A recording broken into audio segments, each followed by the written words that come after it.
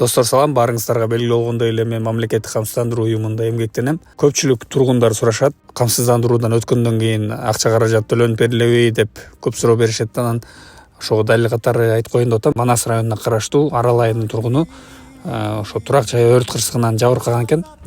Кумашов Рыскыл деген агабыз мамлекеттик камсыздандыруу уюму тарабынан 75.929 сом мөлчөмүндө келемти төлөнүп берилди. Ал өз сөзүндө ошол бир ай мурун кыска чыңалуудан өрт кырсыгы катталып, биздин кызматкерлер ошо жеринен акт түзүп, баардык чыгымдарды эсептеп чыгып, мынакей 75.929 сом мөлчөмүндө биздин мамлекеттик камсыздандыруу уюмунун Талас облусу боюнча жетекчиси Турсунбек Бейшенбекович тапшырды.